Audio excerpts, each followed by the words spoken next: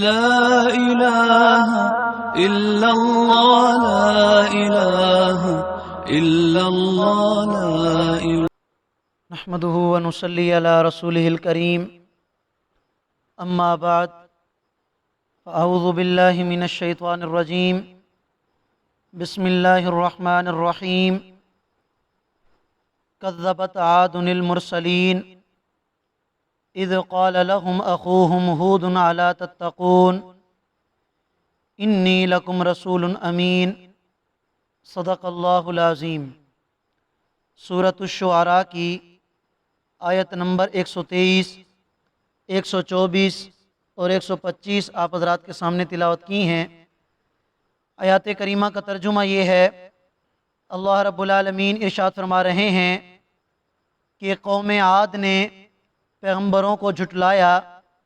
اذ قال لهم، یہ اس وقت کی بات ہے جب کہ ان کے بھائی ہود نے ان سے کہا تھا، کیا تمہارے دل میں اللہ کا ڈر نہیں ہے؟ بے شک میں تمہارے پاس ایک امانت دار پیغمبر بنا کے بھیجا گیا ہوں۔ واقعات کا سلسلہ چلا آ رہا ہے۔ حضرت موسیٰ علیہ السلام کا واقعہ، پھر حضرت ابراہیم علیہ السلام کا واقعہ، اور اس کے بعد حضرت نوح علیہ السلام کا واقعہ بھی ذکر کیا گیا۔ آج جو آیات کریمہ تلاوت کی ہیں، ان آیات کریمہ سے اللہ تعالی حضرت ہود علیہ السلام کا واقعہ بیان فرما رہے ہیں۔ رب کریم کی بارگاہ میں دعا گو ہوں کہ اللہ تعالی ہم سب کو ان واقعات سے عبرت حاصل کرنے کی توفیق عطا فرما دے۔ ارشاد فرمایا کہ قوم عاد نے حضرت ہود علیہ السلام کو جھٹلایا، جبکہ حضرت ہود علیہ السلام نے ان کو اس بات کی دعوت دی کہ تم اپنے دلوں میں اللہ کا ڈر پیدا کر لو اور ایک اللہ کی عبادت کرنے والے بن جاؤ، اور میں تمہیں جو کچھ کہتا ہوں، اللہ کا جو پیغام تمہیں سناتا ہوں، اس پیغام اور اس طریقے کے مطابق اپنی زندگی گزارنے والے تم بن جاؤ۔ انی لکم رسول امین، باقی اگر تمہیں میرے اوپر اعتماد نہیں ہے تو سن لو کہ میں ایک امانت دار پیغمبر ہوں۔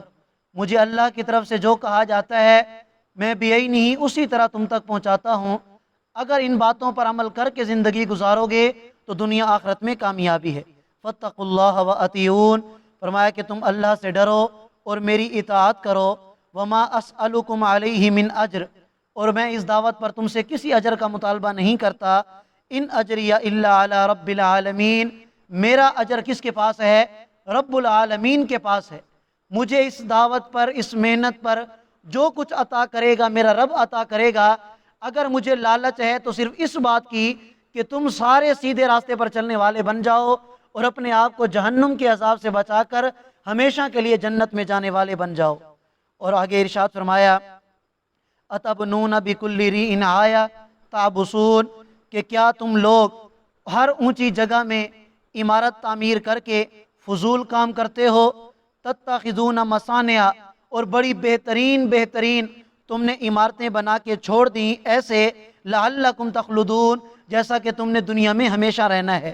وَإِذَا بَطَشْتُمْ بَطَشْتُمْ جَبَّارِينَ، اور جب تم کسی کی پکڑ کرتے ہو تو پکڑ ایسے کرتے ہو جیسے بہت بڑا جابر اور ظالم قسم کا انسان ہوتا ہے۔ حضرت نوح علیہ السلام نے یہ 3 بنیادی خرابیاں قوم عاد کی یہاں پر بیان کی ہیں، اور پہلی بنیادی خرابی جو ان کی تھی کہ وہ اس بات کے بڑے شوقین تھے کہ جو بھی انہیں اونچی جگہ نظر آتی، اچھی جگہ نظر آتی تو اس پر بہترین قسم کی کوئی عمارت اور یادگار بنا دیتے۔ اور یہاں پر جو ذکر کیا گیا تابسون، کہ تم لوگ فضول کام کرتے ہو، ایک معنی تو اس آیت کا یہ ہے کہ اس طرح کی اونچی عمارتیں بنانے کی کیا ضرورت ہے؟ کیوں خواہ مخواہ تم مال و دولت کو ضائع کرتے ہو؟ تو یہ جو اونچی عمارتیں بنانا ہے یہ بذات خود ایک فضول کام ہے۔ اس میں پڑھنے کے بجائے تم اللہ کی یاد سے اپنے آپ کو غافل نہ کرو اور اللہ کی یاد میں لگے رہو، اور یہی مال و دولت تم غریبوں کے تعاون اور ان کی مدد میں لگا دو۔ اور دوسرا مطلب یہ ہو سکتا ہے کہ ان لوگوں کی یہ عادت تھی کہ جب یہ کوئی اونچی عمارت یا کوئی یادگار بنا لیتے تو ان کے جو نوجوان ہوتے ہیں وہ اس عمارت کے اوپر بیٹھ کر نازیبا قسم کی عورتوں کے ساتھ، لوگوں کے ساتھ حرکتیں کرتے، ناشائستہ قسم کی باتیں کرتے۔ تو اللہ فرماتے ہیں کہ یہ عمارتیں تم نے اس لیے بنائی تھیں کہ ان کے اوپر بیٹھ کر تم لوگوں کو تنگ کرو، ناشائستہ اور بے حیائی کے تم کام کرو، تو یہ عمارتیں اس لیے اگر بنائی تھیں تو یہ تو ٹھیک نہیں ہے۔ وَتَتَّخِذُونَ مَصَانِعَ، مصانع کا مطلب ہوتا ہے ایسی عمارت یا کوئی ایسی چیز بنائی جائے کہ جو کاریگری کا مظہر ہو، بڑی ہی خوبصورت یہ لوگ عمارتیں بنایا کرتے تھے۔ تو اللہ فرماتے ہیں لعلکم تخلدون، یہ اتنی خوبصورت اور اتنی محنت کر کے عمارتیں بنانے کی کیا ضرورت ہے؟ کیا تم نے دنیا کی زندگی میں ہمیشہ رہنا ہے؟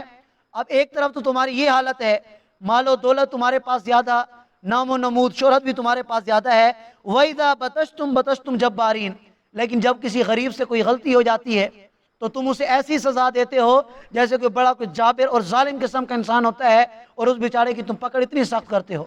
حضرت ہود علیہ السلام کی یہ جو باتیں یہاں ذکر کی گئی ہیں، دراصل ہمیں اور آپ کو یہ سمجھانے کی کوشش کی جا رہی ہے کہ اگر ہمارے اندر بھی یہ خرابیاں پائی جا رہی ہیں کہ ہم بھی دنیاوی نام و نمود، شہرت اور اونچی اونچی عمارتیں اور بڑے بڑے گھر، ساری زندگی ان کی کوشش میں لگے رہیں کہ میرا بڑا گھر ہو، میری اونچی عمارت ہو، میری شان و شوکت ہو، میرا علاقے کے اندر نام ہو، اگر اس چیز کے پیچھے لگے رہے اور دوسری طرف غریبوں کے اوپر ظلم و ستم کر کے کبھی کسی کا حق کھایا، کبھی کسی کا حق کھایا، لوگوں کا حق کھا کر اپنے پاس مال و دولت جمع کر کے بڑی بڑی عمارتیں اگر تم نے بھی بنا لی تو پھر کیا فائدہ؟